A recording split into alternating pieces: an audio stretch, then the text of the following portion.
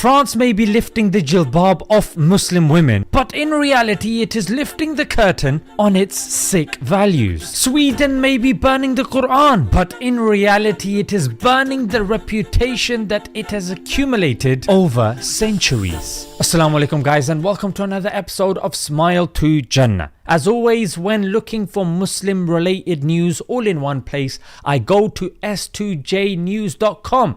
I have started that website. Make sure you guys have bookmarked it and saved it. Let's jump into this. Yes, indeed, you've probably heard the Quran burning that's taking place in Sweden, but you probably don't know that 100 police officers, 20 police cars, including a bulletproof car that can transport this Quran burner from A to B, is the price being paid to make all of this happen. Astaghfirullah. And where is this money coming from? Is it coming from the government? Is it coming from the people in power saying, you know what, freedom of speech is something we are willing to pay this price for? No, frankly, it's coming from the average layman. Yes, taxpayers' money. Yeah, that's right, the average Swede. Most of whom that I've come across that are interviewed saying, you know what, this is not something I personally agree with. And not to mention France, another liberal and secular country of the 21st century.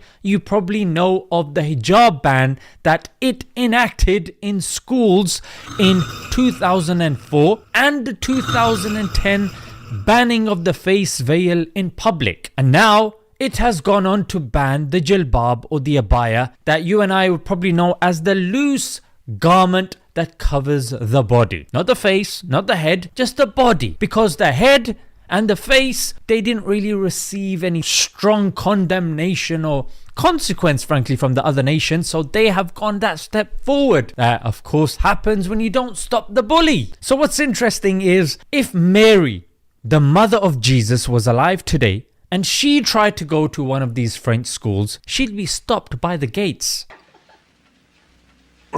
And when discussing religion with these liberals and these secularists, religious extremism always tends to come up. But what about now, mate? These Muslims on the fence, these atheists on the fence, these Western apologists on the fence. To you, I just say lol.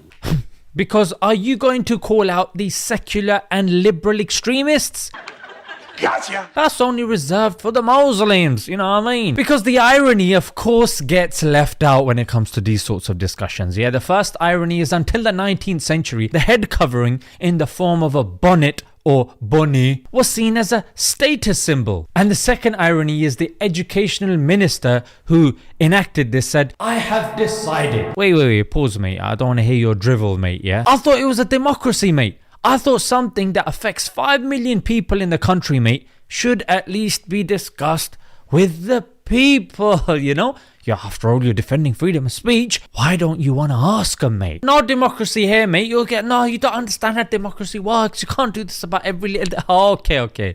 Yeah, here you got excuses. But when you ask Muslims about Sharia law and we start giving you context, hey, you're justifying, mate. You're giving excuses when it comes to Hazrat democracy, mate. No. And the third irony is that the African nations on whom France depends, yeah, and of course on their natural resources, if they pulled the plug, France would end up being a third world country. Oh yes, indeed. Because if you look at these countries that France relies upon, even till today, you've got Chad, you got Niger, Mali, and the list goes on, mate. So the same liberalism that once upon a time scoffed at tribal people that exposed their bodies and looked at them as uncivilized. Oh yes, indeed, it's in the literature, mate. They are the same ideology today that are getting people to strip off and trying to link it with freedom and trying to make it seem like this is the correct way. Ladies and gentlemen, this is liberalism in a nutshell, mate. It's an ideology of desires. Quite simply, you cannot even prove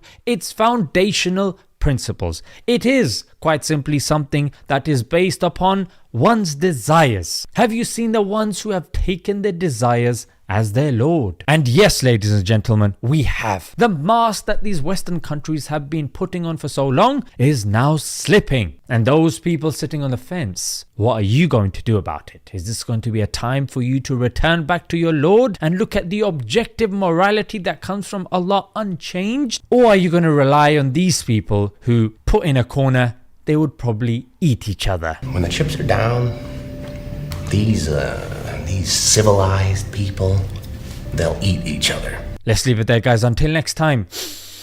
Assalamu alaikum.